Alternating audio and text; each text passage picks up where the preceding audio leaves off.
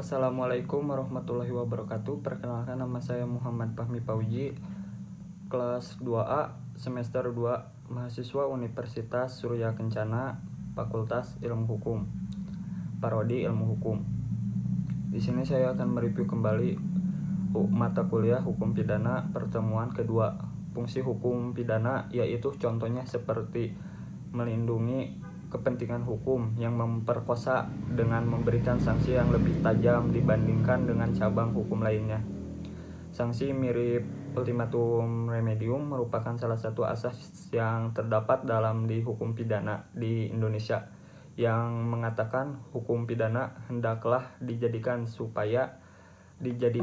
upaya terakhir dalam penegakan hukum dan dianggap sebagai suatu alternatif penyelesaian.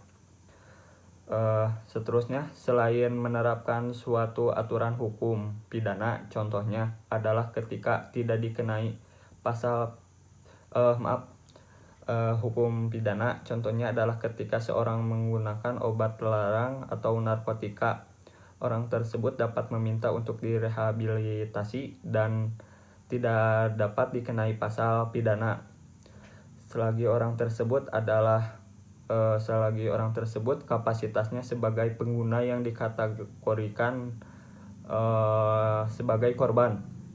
Namun tentu dengan berbagai pertimbangan yang matang dan beberapa prosedur yang berlaku. Sanksi terakhir atau disebut juga sebagai menggiris dagingnya sendiri, maksudnya adalah orang yang melakukan tindak pidana karena menyakiti diri sendirinya. Seterusnya, sumber hukum pidana yaitu KUHP mulai berlaku pada 1 Januari 1918, berasal dari KUHP Belanda. WPS Belanda berasal dari Kode Penal Prancis pasca penjajahan. Isinya adalah kebanyakan tentang tatanan pemerintah raja.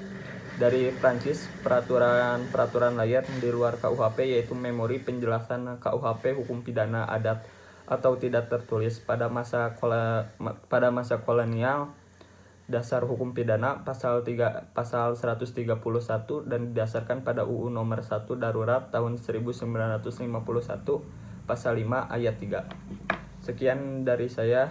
Wassalamualaikum warahmatullahi wabarakatuh.